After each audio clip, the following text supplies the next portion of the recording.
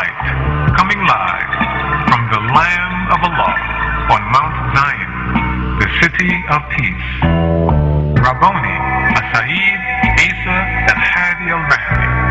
He is the only being who is preparing us, the seed of Abraham. Refer to Genesis chapter 15, verse 13. Nubians of the world for the return of the Messiah. Proverbs 16, verse 32. He that refuseth instruction despiseth his own soul, but he that heareth reproof getteth understanding. So, whether you are a Christian, Jew, or Mohammedan, have a seat, relax, and grab a pen and some paper, and open your scriptures and listen to the earth-shocking truths taught by Rabboni Sayyid Isa al-Hadi al-Mahdi as he brings us back to the true way of life, the religion of Abraham. Al-Quran, chapter 2, verse 130 in part. And as for him who turned away, rejecting the Lord from the religion of Abraham, he makes a fool of himself.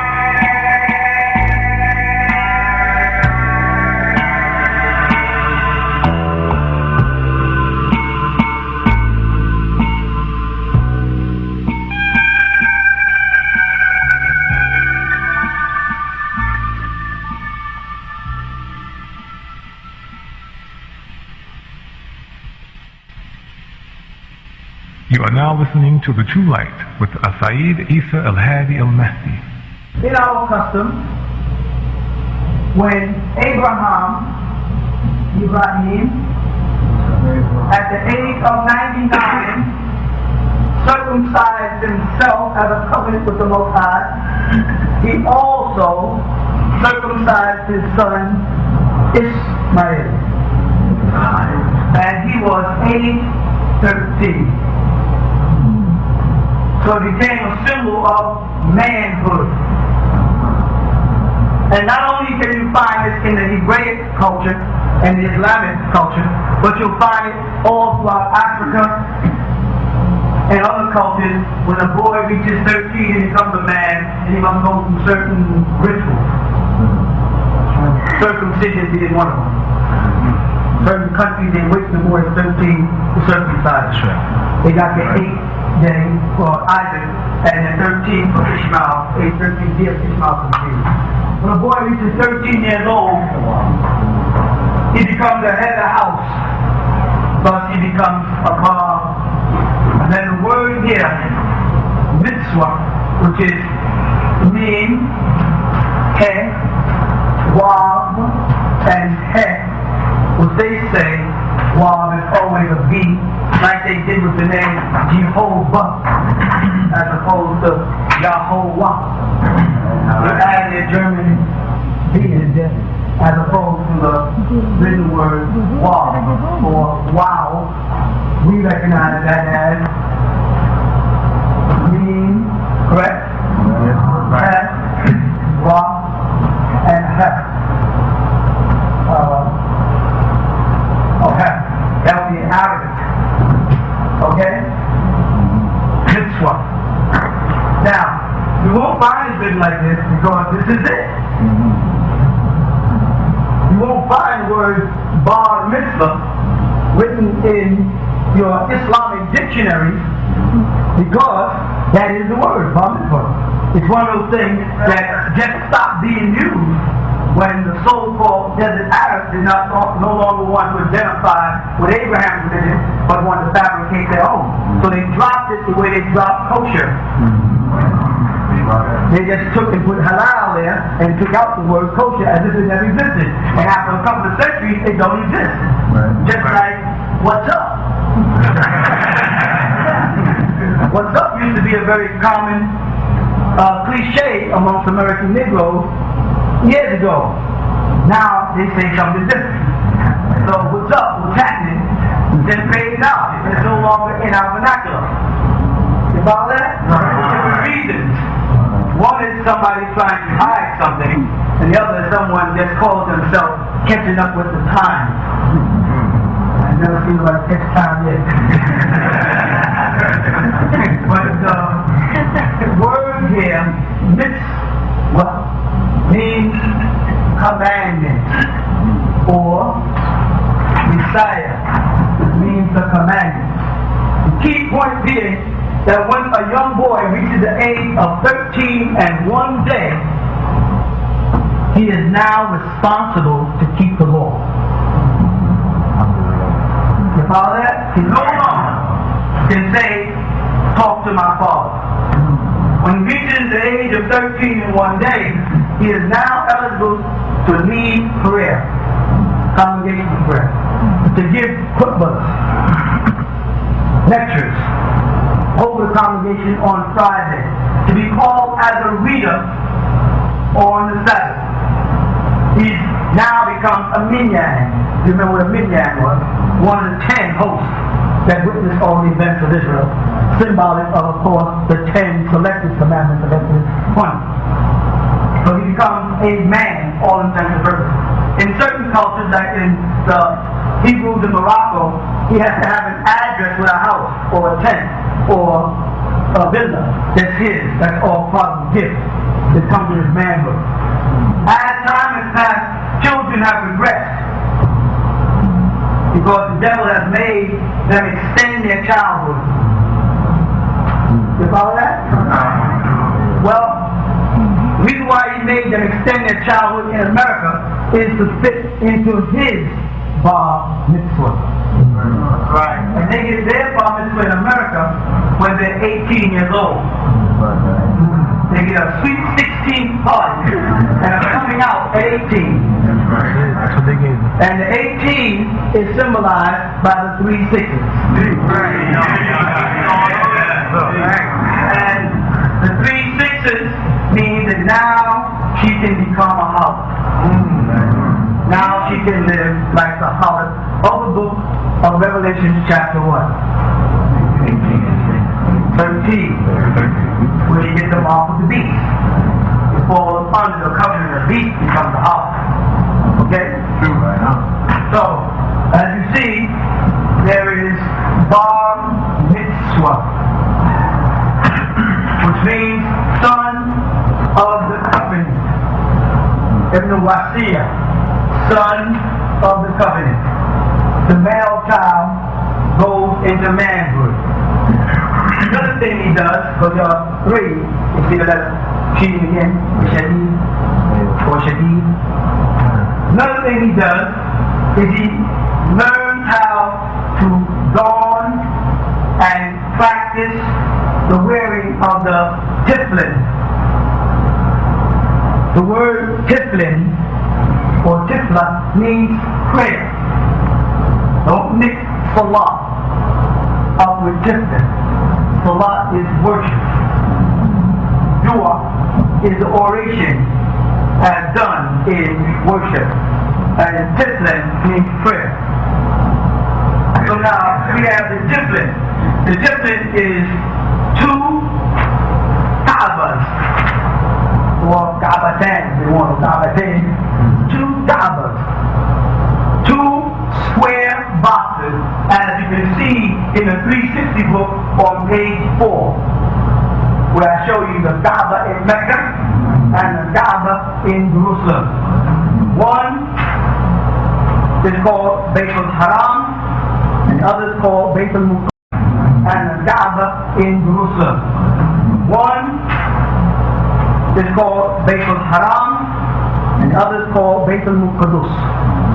In the writings of the so-called Mohammedans, they speak that on Judgment Day, a filament called Isra, this is in their hadith, there's the stories of God, will extend from the masjid in Jerusalem to the masjid in Mecca.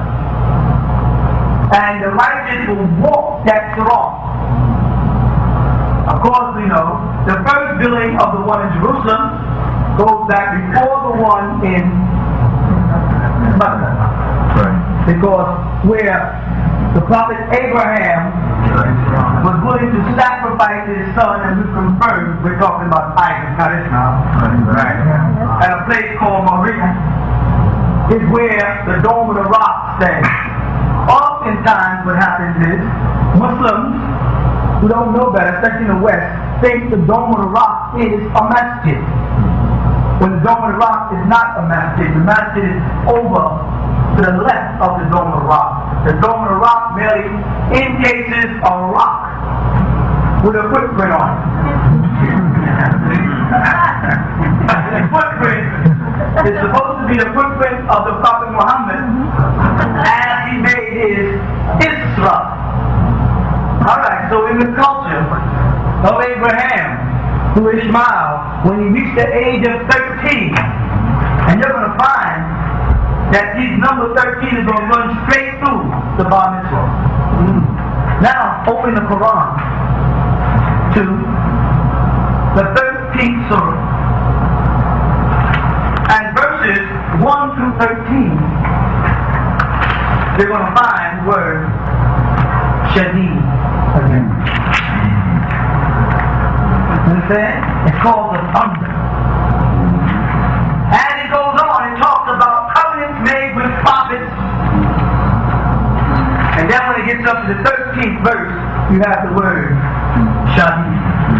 Because in the Tiflin, as worn on the head, one of the two Kaabas, which we were talking about, the one that Solomon built, which looks like a Kaaba, look inside the book 360 and see a picture of it. It's in there. It's a cube. Right. And the one that's in Mecca, that Abraham built, Ishmael. Look there, it's there. The one on the head is symbolic of Mecca. Because the word Mithaq in the Quran is a word for covenant. And they have Mithaq Minka, a covenant with you, talking to Muhammad. Now I ask all the Sunni Muslims of Muhammad, what covenant did Muhammad have? Because we know about the covenant of the flesh, and the covenant of the promise, and the new covenant in the Messiah of sacrifice, which he got from the sacrifice of Isaac, because he was out of Israel. Where is Muhammad's covenant? Don't worry, I can get it, folks. Where is Muhammad's covenant? What made Muhammad unique?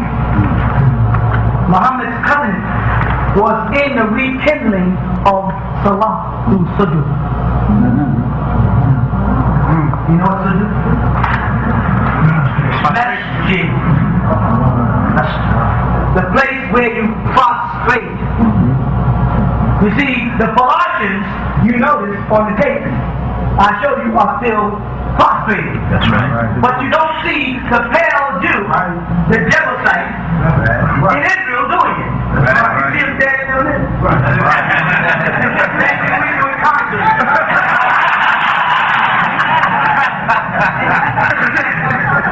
He don't know about the prostration. No, we don't. He don't know that in the Quran they have send prayer in the form of salutation upon Muhammad. Because Muhammad is Salatullah. They call him Rasulullah. That merely meant an apostle of Allah. That described his job. But what was his name? Like Abraham was Khalilullah. And then there's Fafiyullah. And then there's Kalimullah. And then there's Rasulullah. What was Muhammad? Salatullah. Because in Muhammad we got the Salat we established with prostration. Alhamdulillah. So the cube-shaped box that goes on the head, you follow? It has the strap that tie behind here and form the letter Dalet or Del and hang over the shoulder. It's symbolic of Bayt al-Haram in Mecca. You understand? Muhammad alayhi salatu wa salam, or he needed sallallahu alayhi wa salam. So you soon to stop there and put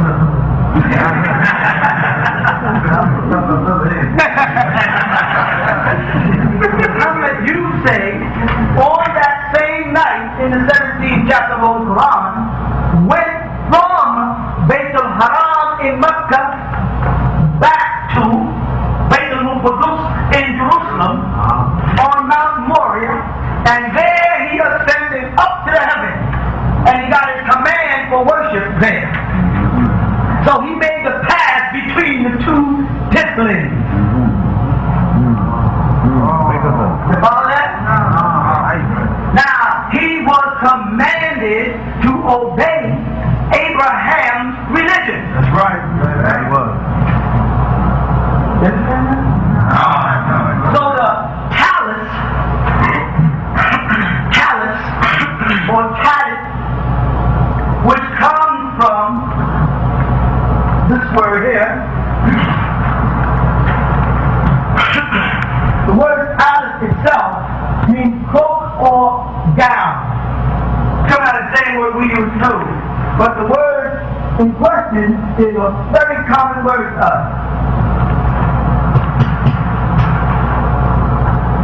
which is written in Hebrew. Watch this now, listen. And you see this written on the discipline, which you get one. And prior to it, this will spell out in books, they'll say shield. Shield means arm. Arabs don't know what the word shawl means. They don't have what they consider an Arabic word shawl. That's why you always see shawl. And you say, oh, that's the same as the English word. No, that's the same as the German word shawl, grafted into English that they learned from the Hebrews when they converted. And it means the arm. Why? What does it mean arm? Because when Abraham used to dress in what the Arabs are now calling Ihram, from the word haram, like in Baitul Haram, what you wear there, so you know they made that up, and the word Azar, from the word Azar, Abraham's father's name in the Quran would be to wrap around the arm or to visit the sacred place Zara. Same group. Now you can understand why shawl means arm. Because in Israel, they wore this. And this was called a talus, with the tassels on the end. The 4 tassels of Numbers 22. Sorry, Numbers 15. You see it? Right. No. The silk piece on the top here, Abba, was used to designate where to put it on the head. Because when they put it on originally, they had to put it over their left shoulder first. Head. Because when they put it on originally, they had to put it over their left shoulder first. And they called that in Hebrew Atifa Yishmael.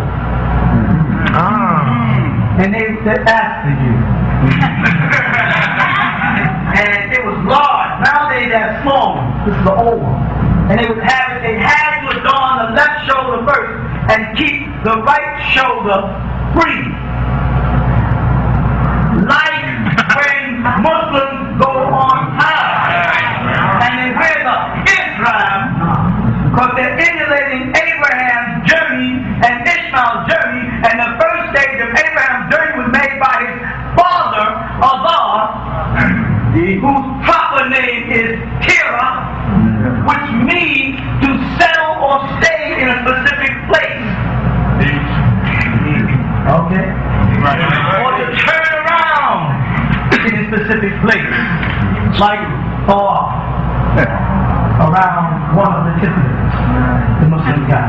So, the dress of Abraham, or Abraham, the Azar, Ibaya, now Arab call it, has been grafted down to this, that you see the so-called Ashkenazi Jews over their head. And the box here, or the Kaaba here, represents Mecca. That's why Muslims remove the box but want you to put the spot where the box was. They want you to burn the mark where the box should be. The left shoulder was closed. So now the second part of the Tiflin, or the second Kaaba, the Kaaba at Jerusalem, is lower than the one at Mecca. Yeah. They put it on the inside of the left forearm, nearest to the heart. Then they wrap the leather around, wrap around the arm 7 times. 7. And then around the hand, yes,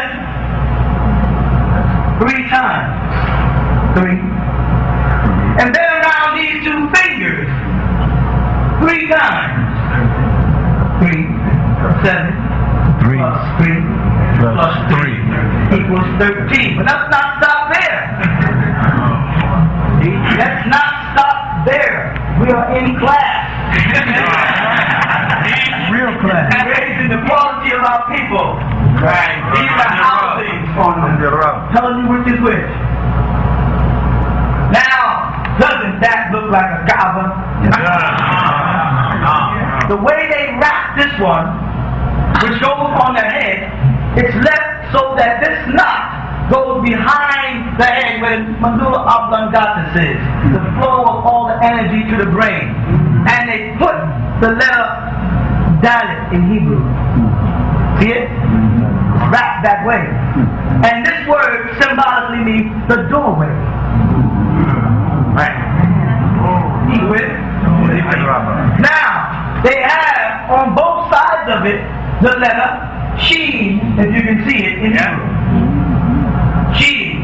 And then the Sheen on this side has an extra branch on it, which will give you 3 and 4 equaling 7.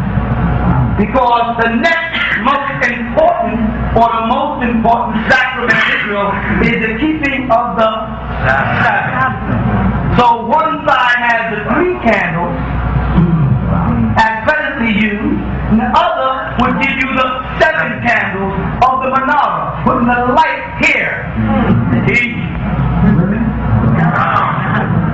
So they have done this in the morning prayer. And now, this is the head. This is Makkah. Makkah is up here. In Jerusalem, at the end of it, there's a knot. And the knot makes up the small letter Yad. Yeah. You got it? Yeah. So what you see, we just asked what you're paying any attention here. Classes in session. Is you had the Shin, the Del, and the Yed. Or, let me write it out for you. Shadid, as found in the 13th chapter, the 13th verse of the Quran. Or, as we talked before, in what? 53, sorry? 5. We're still in the Quran. That's the one where the angel is teaching him. 53, 5. 53, 5. 5, 3, 5. 13 of the Quran. I mean, now these could be coincidences. This could be coincidences. But I'm here the same way I was there in Islam to clear up the mess. Now I'm here, and I'm going to clear up the mess. I want to understand how we got it.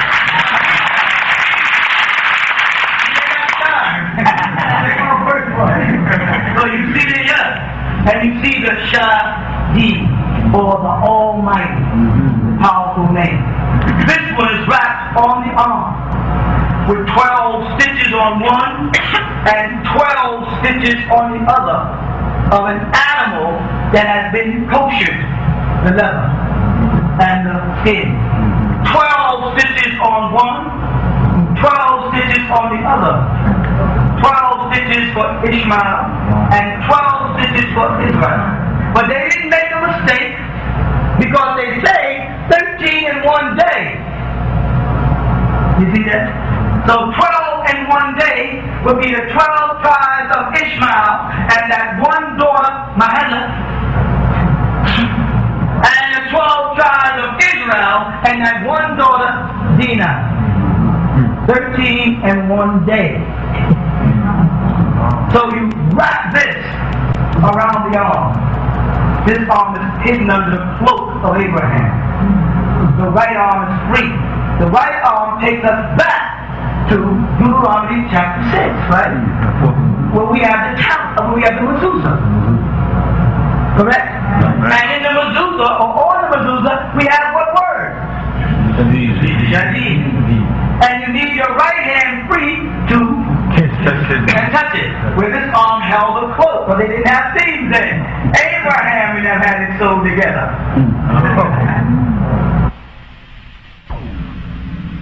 We will continue with the true light after these brief messages. Do you honor the Sabbath? Should Muslims observe the Read the New Revised Edition and find out all about the Sabbath and why you should observe it. Learn how to perform the rituals correctly and how to use the Sabbath cloth.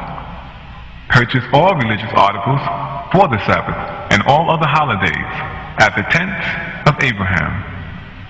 Also, soon to be available is your very own Sabbath cloth, made from the white linen and gold stamped in Nubic, the language of the Nubians. Order yours now at the Tents of Abraham, Post Box number 1260, Monticello, New York, 12701. Now let us return with the true light. So when you see a Jebusite with his talent or talent and his tippling, do you understand what it means? And his tippling, do you understand what it means? This is Jerusalem, and this is Mecca. Muhammad left Mecca, went to Jerusalem, and went up. So they teach there's also a Kaaba like the one in Mecca in heaven. So this spot here where the Dome of the Rock was. And here they built Solomon's Temple, which if you look in the book on 350, on that page you'll see is what? If you look at the 333rd page of 360, you'll see the story of Azar. And we asked the student Muslims, why do y'all call him Azar in the Quran if the Torah says his name is Kira? We just gave you the answer. Another one of the 360 questions and answers is knock you off your feet. We're standing you back up again. Now walk with us. Stay in place. Stop questioning.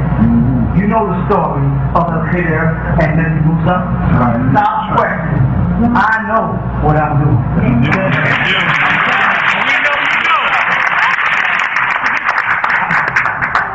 Young boys in their bar mitzvah who have 2 months to learn about wrapping the system.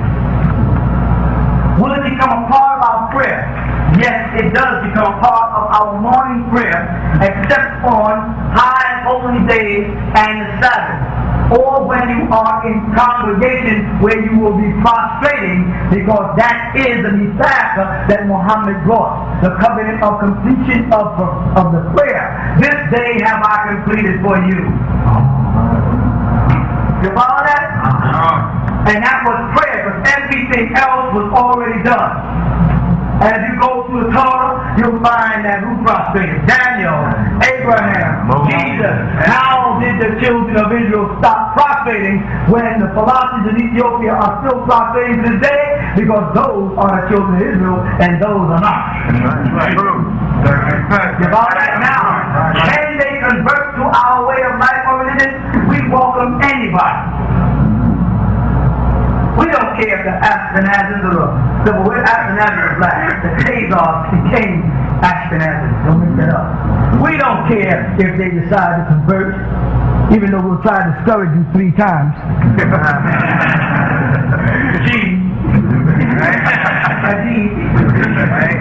But if you're persistent in wanting to be amongst us, then we have no right to stop you. Because even the devil ascended into heaven with the counsel in the book of Job. We will not marry you because he got strict laws on mixing. He made sure he covered human beings, animals, and the very clothes we wear, so we understand do not mix. So, another point. You will never mix linen and cotton because one comes from an animal and one comes from a vegetable. You follow that? If you mix wool and, let's say, linen, you are violating the same law as mixing meat with dairy or mixing the goat and the sheep. Mixing the Canaanites with Abraham's seed. So he covered all 3 principles, and he made our clothes as a sign to us. He says, right in Numbers 22. He made it as a sign to us. We read it, the whole Numbers 22, you'll see it covers the blue. It covers the knots, the not mixing. You follow? No. Okay. Right. So we covered the tefillin and the talent, which is really the shawl, with the same thing worn in Sudan today, with the same stripe, about to hold it up with the help of someone. And we just take this up and watch the count. 1, 2, see the small black one? 3, 4, small black, 5, 6, 7, 8, 9, 10, 11, 12, Ishmael, Israel. Midian is always included in Ishmael. 4 Tarsus. Right? We call them, we refer to them as Gid, Del, and then look how we do it. Today, Jidah, L. You know the airliner? That's the same thing. Jidah, L. This is the word for our fringes. Another one is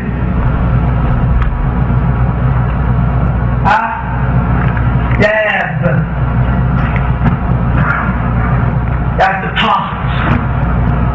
That goes all the way back to ancient Israel. So you understand? Oh, I forgot this. Nowadays, you may see this hanging from cloak of a Hasidic Jew. See the white rope? Yep. Well, this actually goes back to this original God.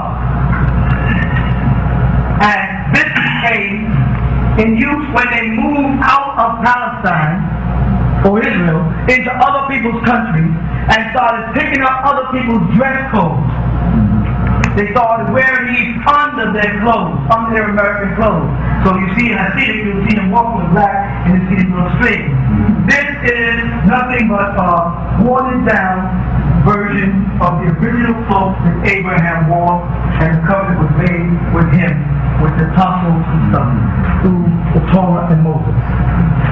Along with the talent or shawl, as we call it, this comes. That's why oftentimes they make them as a set. You follow? So you got 3 major things, and they all pop up in the book of Deuteronomy. The mezuzah, the tefillin, and the shawl. And they are all for the remembrance of the Most High. That's what they symbolize, why you wear them. As remembrance of the Most High. They were bells. If you were to look in the book of Exodus 28, you read that these tassels were like bells. If you look at it, you'll see it. And now you see why the masons wear on their beds a tassel like bells. song to gather people. It would hit the bell. Boom. In ancient Israel. A gong. So they wore it as a symbol to remember the commandments and keep them. All 613 but steps in front of us was the original 10. Okay? Now, alright. First thing we understand is the final word after Nazareth. All you have to do is look in Genesis chapter 10, verse 3.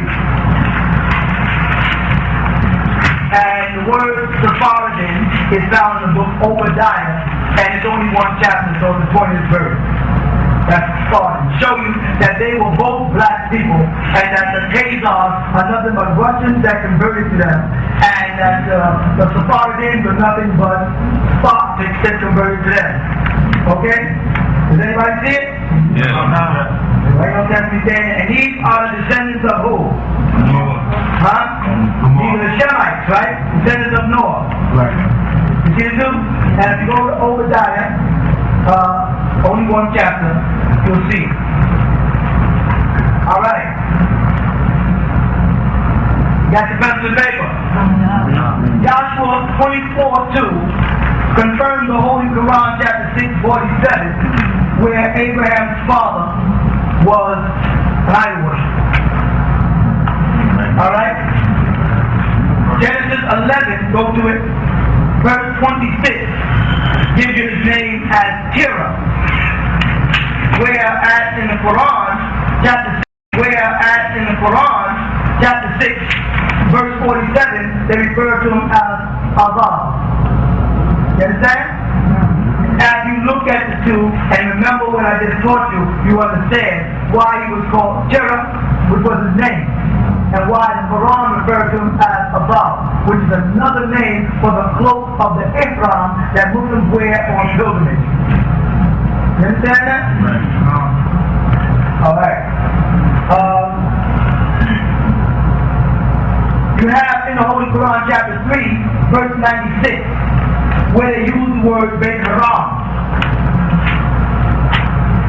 Right? You have Exodus 13:9, Deuteronomy chapter 6, verse 8, Matthew 23:1, and Deuteronomy 11:18. What makes Matthew 23:1 important is they use the word discipline there. They use a Greek word though, but they use it to imply that the Pharisees exaggerated the wearing of it, but it's there.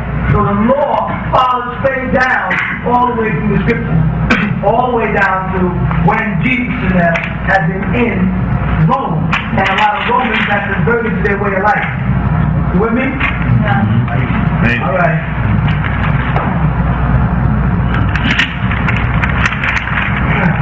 So we have the first stage is the bar mitzvah, which is called the son of what? Right. And the 13th letter of the Hebrew alphabet is the letter Mim. Right? If you turn the word 13 and turn to 3, you get a Mim. You get an M. You follow that? Same thing. Alright? Now, we have the 3 stages. Write it down. 1, the Mezuzah. 2, the Brit Milah. And 3, the Bar Mitzvah. Those are the 3 stages. Acknowledgement of the Almighty, the actual circumcision, and then when he comes into manhood. Correct? Right. Yeah, I gave you 10 commandments, which is Exodus 23:17. Right? Alright? Now, the 3 stages of the bar mitzvah are also 3. We said the tillet or the shawl, the tiflin, right, and the fact that the child is being brought into reading the Torah. You with that? All right. Ishmael's age 13, Genesis 17:25. Sorry. Now, one of the first stages of the bar mitzvah is what's called in Hebrew a drasha. All that is khutbah. It comes to the word darasa, study. You follow? That the young boy is required by our custom on the Friday, the first Friday after he reaches 13 in a day, he has to give the chuppah. And may be required, if asked, to lead the prayer for Asr and Maghrib, the night. You understand? That's the first stage. So a young boy is being trained by the Imam for 2 months. 1 month, he doesn't learn the recitation, he just learns how to rap the discipline and the symbolism behind it. Then later, he learns what to say when rapping it and how to make that prayer. He only uses it in the morning when he is in his personal prayer. He does not use it in a mosque where he is going to prostrate. Is that clear? Yeah. Because you are in the cube then, according to their law. Alright? Let me see. So we covered Shaw. I gave y'all Shaw and everything there, correct? The next stage is called he becomes crowned for a high priest. He has the right to devote his life to becoming a rabbi or a Kohen. Right? Now, it is preferred to come out of the house of Levi, from Judah, that the priest would come. But if somebody's son here is not, as your first son, and you're not a Levite or Judah, you can give your son over to the study. Alright, Deuteronomy 22:12 teaches you about the 4 fringes. Exodus 28:39, also 39, 1 through 7, teaches you about the color blue. Alright? Deuteronomy 22:10 tells you not to mix the animal and the vegetable, or the sheep. You understand that part. You would read from the scripture, but that scripture you can continue on your own. Go into Holy Psalm 5:95 to 97. That again is another quote. Right? I explained to you all about this guy already. The services run thus. On Friday, the child gives the chuppah. One, he writes himself. Alright? On Saturday, he puts on his discipline, which is Sabbath. Alright? For his morning prayer. He learns how to do that within the first 2 months prior to his coming to the age of 13. A chef comes to his house that Saturday, got the discipline for him. Alright? He does not wear it the whole day. Okay, he goes into the bar mitzvah. Now, what happens at the bar mitzvah is there's a call to prayer sounded. After that, the Proverbs 22:6 is read out loud. Everybody knows that about raising a child in righteousness, and he'll never depart from the faith. Right? Right. The Imam leads throughout the book, afternoon prayer. At the end of the prayer, he recites Kalimat al-Haq, and everybody in the congregation follows him. They're all doing this voice by mitzvah. Alright? Now you move into it. The first thing the boy does is he's being brought to the Torah, or he's being brought, in our case, to the scriptures. The Torah is one of them. So, because it's 13, he reads first the 60th chapter of the Quran, verses 1 through 13, which gives him the 13 verses. As you read these, you'll see. Then he next reads from what they call Haf Torah, which is Haf Torah. Haf Torah means all the books of the prophets are now inclusive in the Torah, like Isaiah, Jeremiah, which are not a part of the 5 books. They call them Haf Torah. You got it? So it means instead of just having the Pentateuch or the 5 books of Moses, Musa, you have these books that have inclusive in them. After you get past the book of Deuteronomy, you start going to Jeremiah and Amos and etc. That would be called a Haftorah. He reads a selection from that by someone holding the scroll up and he's the pointer and he reads it. This is something he has been practiced and taught by the sheikh, or as they call it, the chanter. In other words, for a muazzin, person who comes and does the chanting. Alright? Now, when he's reciting it, there's a certain rhythm that you learn. That rhythm for recitation comes from the prophet Israel and Nehemiah. These 2 prophets are the ones that sat around and chanted alright, a certain rhythm that's remembered in the synagogue to this very day, and they use it. So the kid does these three basic recitations as a symbol of bringing him to the Sheen, which is Shadid, which is bringing him to the law, to the Torah. He recites first, Holy Quran, chapter 60, verse 1 through 13. The second thing he recites is from the Haftorah, Isaiah 28, verses 1 through 13. Okay? And finally, the third thing he recites is the 103rd chapter of the Quran, which was originally revealed 13. You follow that? That is his recitation publicly. That shows his manner. These are very simple things to do. Okay? Now, his father acted as a aliyah, or as we call it, an ali. Alright? He reads a blessing that says, "Blessed is he who has freed me from the responsibility of," and he said that kid's name for the whole congregation. Then he recites Surah Al-Minyan, and how he, as a father, was responsible to make sure his son was properly circumcised according to the laws of Abraham, which is very nice. So he recites Surah Al. At the end of Surah Al, you know it takes you into the books of Abraham, the Prophet Moses. They give you a doctrine talking about on high. Surah Al. Alright? After that, the father presents him with what we call the 13 tools of manhood. Alright? Which would be the staff and the scriptures first. Alright, now, the boy gets up right before the gift and he reads out loud with everybody's participation the 108th surah of the Quran, Surah Al-Kawthar, which was originally 15. Because 15 surah of the 15th chapter of Genesis speaks about the bondage of the seed. Okay? So the first thing he's given is from Exodus 28:4, and it is his kufi. That's his first tool. The second tool is the talus and the talus clip. If you notice, I had a thing with two clips on to keep it from falling off the shoulders. Talus clip, that's Deuteronomy 22:12. Number 3, he gets a discipline and a case. Exodus 13:9. The mind is to keep the commandments. That's Noah.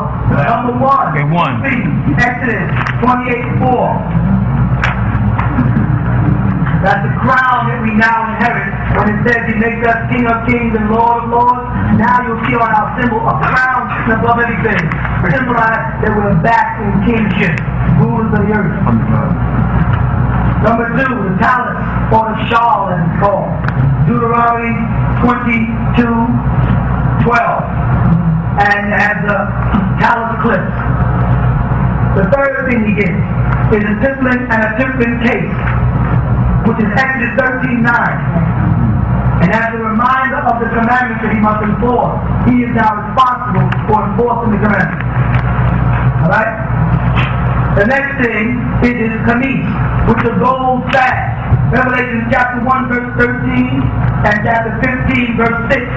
That mentions the sash and the dress of priesthood, which also you can find in Exodus 28. Revelation chapter 1 verses 13 and chapter 15 verses 6. That was number 4. Number 5. The staff or the shoulder. The shoulder has a split end and a straight line, meaning that he chose the right path out of the two, whether it is Sarat al-Mustaqim or the Sarat al-Shaytan. He chose the right path. That's the symbol of the shoulder. He locked it with his thumb. That I have chosen Sabil Allah over Sabil al-Shaytan. And that is Genesis 49:10.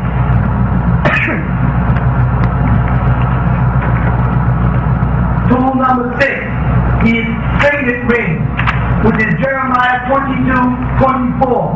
A covenant with the law that was Hua on it, and the shield of David called Mogen David. You'll see mentioned him wearing his seal on his hand. Right? It represents the seal of Solomon, the shield of David, and the covenant. Star. Or a sort of necklace to read that Quran and see it. Number 7 is it? Yeah. His breastplate. He gets his breastplate. These are not inexpensive to have made in gold with all those stones. So when you put it in oil, don't think they're inexpensive. That's solid gold and all of the real stones they cost. Alright, but this is something that's presented to the child. Unfortunately, we pay for it. Every young man in his bar mitzvah will have it by the time he grows up anyway, but the community presents it to him. The breastplate of Exodus 28:15 in remembrance of the tribe. 8. This is a custom. He gets the scriptures, which of course would be, when complete, all the Torah, the Lord, Injil, and Quran. That's all the scriptures have on our tribe. Until that time, we give him what we have. 9. He gets a certificate in the form of a scroll that marks the day that he had his bar mitzvah. If all that sign, that's his own personal certificate. 10 is a plaque that he hangs on the wall for people to see that he had his bar mitzvah. 11. He gets a mezuzah. Deuteronomy chapter 6, verse 9. I don't have to tell you what that means. With the scroll in it. For him to put on the door of his first house. Number 12. Kudush. He gets a Kudush cup. Or Kudush cup. He gets his own chalice for breaking and opening the Sabbath and every other ceremony. For drinking his unfermented wine. Number 13. He gets his prayer rug and his zikr bead. Those things used for Muhammad's covenant in the covenant of prayer. Finally, that ends all that takes place on the Sabbath. The following day is a hefna, a feast. In most cases and in the future, these feasts will be in your personal house with your personal family. Presently, they're congregational things. But if you come up where you have 5 kids to get bar mitzvah the same day. The party part, the feast, and the family coming in. The son is usually has to entertain the family as an adult and give a lecture to the rest of the elder men of his family or his tribe. Is all that? That ends hefna. That is how our ceremony goes, and that's the ritual of it. We have that class in session.